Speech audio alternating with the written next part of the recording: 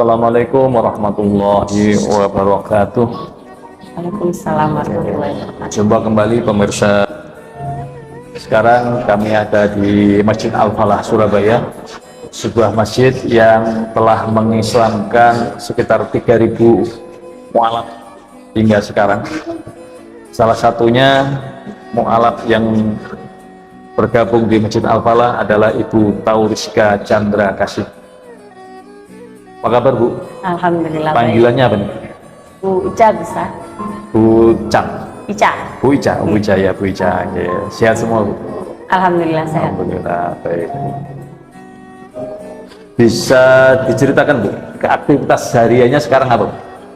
Saya mengajar di salah satu SMA di Surabaya, SMA 18 Surabaya.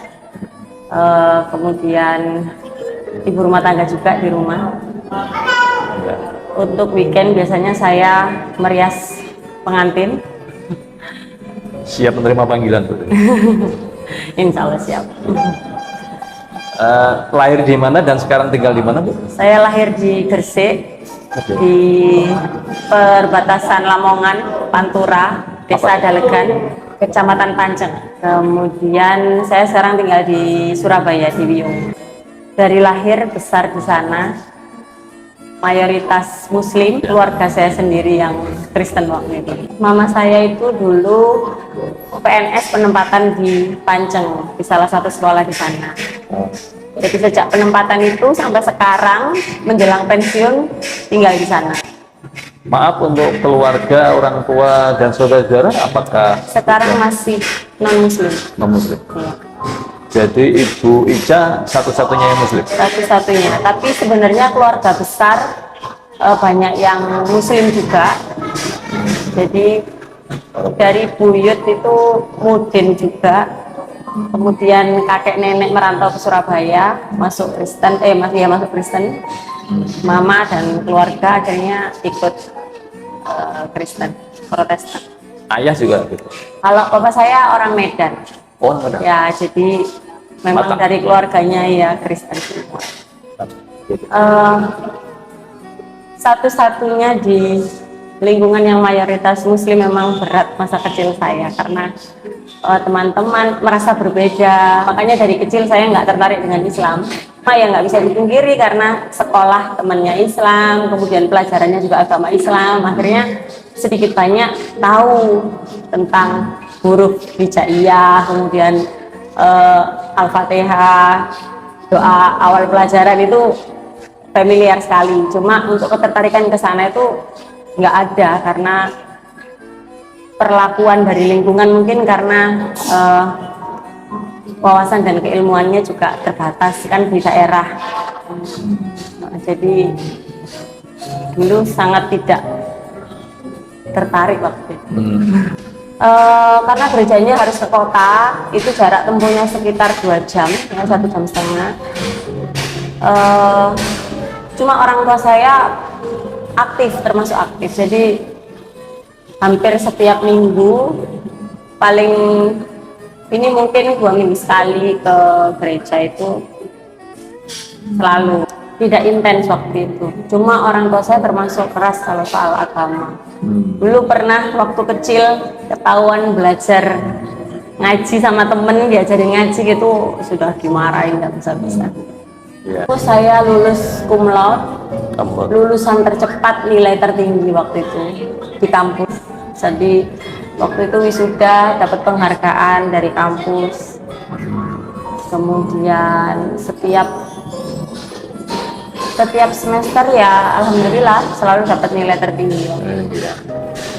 Sampai waktu itu mau dikirim ke Cina, tapi karena saya pengen lulus 3,5 tahun, disuruh molor sampai 4 tahun lengkap 8 semester, tapi nanti saya dikirim ke Cina gitu. Waktu itu ada pertukaran mahasiswa, cuma saya nggak mau karena saya punya target untuk S2 di UGM itu. Jadi untuk kuliah, untuk makan sehari-hari itu sudah dapat dari nari. Nah waktu di Jogja itu lingkungannya kan baru. Kalau di sini ibarat saya nggak makan ada temen yang ngajak nari bisa, tapi kalau di sana kan saya nggak tahu tarian di Jogja itu. Jadi waktu itu sempet ke keraton untuk mau ngenger. Kalau di sana kan bilangnya ngenger, belajar tarian di keraton gitu, tergabung di sanggarnya keraton. Sudah sempet ke sana ketemu dengan kerabat keraton juga, mau belajar nari juga. Kemudian memutuskan untuk berhenti, pulang ke Surabaya aja. Kayaknya saya nggak bisa hidup di sana. Akhirnya pulang ke Surabaya itu. Kebetulan ada pengumuman tes PNS itu, terus ikut. Tadi Karena kuliah saya jurusan tari ya, jadi di Sendera Tasik tapi konsentrasinya tari. Jadi pekerjaan saya selama kuliah itu menari. Saya ikut salah satu sanggar di Surabaya, ya sanggarnya sangat terkenal waktu itu. Jadi hampir semua dinas dan pemerintahan itu selalu manggil Sanggar Cito Maron. Ya. Jadi saya aktif menari sebagai profesional. Banyak peresmian-peresmian hotel, kemudian fasilitas-fasilitas masyarakat itu saya ikut terlibat di kegiatan itu. Sampai dengan saya memutuskan untuk mualaf itu saya berkerudung, sudah nggak nari lagi. Sampai dengan bekerja itu masih menari tapi mengajar tari ke siswa. Jadi bukan sebagai profesional tampil di panggung. Saya juga dulu ikut nyanyi di acara wedding, acara pernikahan. Kemudian di sekolah juga mengajar seni rupa, seni musik, seni tari, teater. Iya, memang jiwa seni nurun dari orang tua. Itu waktu kuliah. Kemudian saya dekat dengan suami yang sekarang jadi suami saya. Sebenarnya sering dulu dekat dengan yang Muslim, mungkin cara pendekatannya yang kurang pas sehingga saya merasa kalau merasa disuruh atau dipaksa mungkin waktu itu. Jadi tidak ada keinginan dari hati gitu. Jadi kalau suami ini memang suka diskusi, jadi ditanya Trinitas itu apa, kemudian Yesus itu siapa, yang akhirnya saya mulai mencari. Karena selama ini saya Kristennya kan dogmatis dari orang tua ya, dari orang tua harus yakin. Di gereja juga kan seperti itu, kamu harus yakin supaya kamu selamat, seperti itu dan sebagainya. Jadi ketika ada pertanyaan seperti itu mulai ada apa ya Trinitas itu. Selama ini saya ini menyembah siapa, Tuhan saya itu yang mana, siapa, Yesus siapa, Bapa Allah itu siapa, kemudian ada Roh Kudus itu siapa. Nah dari pertanyaan-pertanyaan itu kebetulan waktu kuliah itu saya aktif di gereja. Saya pemimpin pujian setiap minggu ke gereja, kemudian mengajar sekolah minggu di Betani Wiyung ya. Dulu ada di Wiyung, Betani Wiyung. Ya, saya aktif. Akhirnya saya sering tanya ke pendeta terkait kehidupan sehari-hari, kemudian hukum-hukumnya apa, di agama Kristen itu apa sih yang boleh, apa sih nggak boleh. Nah dari situ jawabannya itu sepertinya kurang memuaskan saya. Jadi kok seperti tidak pasti. Misalnya minuman keras, mohon maaf ya, itu boleh nggak sih Pak? Saya tanya ke pendeta seperti itu. Kalau dikatakan nggak boleh kok, setiap perjamuan kudus kita minum anggur. Tapi kalau boleh, beliaunya menyampaikan kalau asal nggak mabuk, seperti itu. Jadi banyak hal yang saya merasa abu-abu. Nah, beda dengan agama Islam yang pasti hukum-hukumnya jelas, bahkan di semua lini kehidupan itu ada pedomannya, ada aturannya seperti itu. Jadi akhirnya semakin lama malah semakin ragu dengan agama waktu itu. Kebetulan saya memang nggak terlalu dekat dengan orang tua karena ngekos juga, kos di Surabaya, jarang pulang karena banyak job waktu itu, sering nari dan lain sebagainya, akhirnya jarang pulang, jarang ketemu keluarga. Dan karena orang tua saya keras, jadi saya juga nggak terlalu dekat dengan keluarga waktu itu. Dia tanya ke, kalau di Islam tanya ke ustadzah, nah dulu tanyanya ke pendeta, benar nggak sih tanggal 25 Desember itu kelahirannya Yesus? Itu boleh. Bukan, itu dulu lah jelaskan. Yang jawabannya itu malah semakin membuat saya ragu gitu loh. Kok enggak, tapi dirayakan, tapi seperti itu.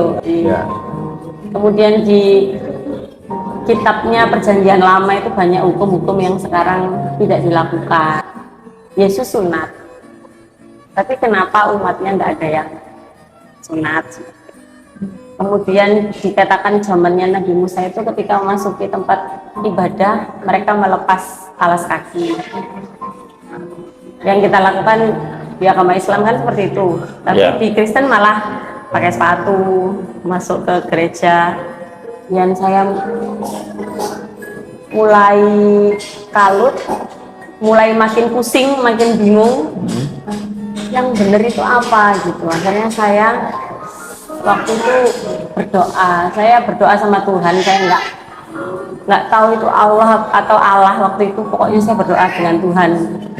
Saya minta petunjuk yang benar itu yang mana. Setelah itu saya bilang ke teman saya diajarin sholat. Saya dikasih buku bimbingan sholat, saya belajar. Terus saya tanya gimana sih caranya masuk Islam. Akhirnya diarahkan ke KUA waktu itu. Di KUA itu bisa gitu. Terus saya minta antar teman kos saya ke KUA, Pak saya mau masuk Islam, saya gitu. Terus ada paksaan nggak, ditanya gitu waktu itu. Nggak ada. Karena apa? Karena saya meyakini kalau Islam itu agama yang benar. Akhirnya saya dibimbing syahadat di kantor waktu itu. Kemudian saya diberi sertifikat masuk Islam. Nah ternyata setelah itu malah, terus setelah ini gimana saya gitu. Akhirnya saya mencari informasi tentang bimbingan mu'alaf. Ketemulah di Masjid Al-Falah ini. Itu pertama kali saya ikut ngaji muhajir. Jadi ya itu mungkin yang disebut hidayah itu ya, prosesnya itu. Jadi setelah saya yakin dulu, waktu itu saya gini, kalau Katolik itu kan harus lewat Bunda Maria berdoanya. Kemudian kalau Protestan melalui Yesus supaya doamu dikabulkan gitu kan. Nah kalau Islam itu saya langsung ke Allah. Kenapa mesti harus lewat perantara-perantara itu?